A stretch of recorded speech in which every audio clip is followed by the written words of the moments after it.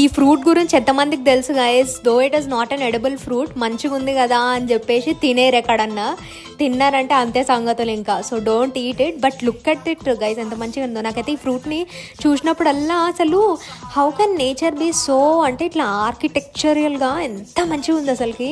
చిన్న చిన్న మ్యాంగోస్ లాగా అన్నీ ఒక దగ్గర స్టిక్ చేసినట్టు మస్తుగా అనిపిస్తుంది కదా.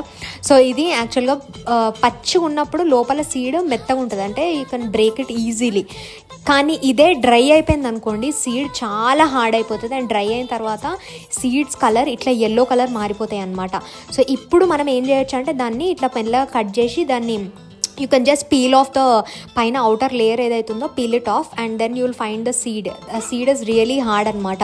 అప్పుడు మనం అది దాంట్లో నుంచి ప్లాంట్ గ్రో చేయొచ్చు. I'm thinking you can grow, కానీ పెరుగుతుందంటారా? మీరు ఎప్పుడైనా ట్రై చేస్తే లెట్ మీ నో గైజ్. నేనైతే ఆ సీడ్స్ తీసి ఈ సాయిల్లో పెట్టిన. ఇది కొంచెం స్టిక్కీగా ఉంది soil, but it is fine. Out అవ్వగానే అప్డేట్ ఇస్తా. అప్పటి వరకు ఛానల్ మీద ఒక కన్నేసి ఉంచండి.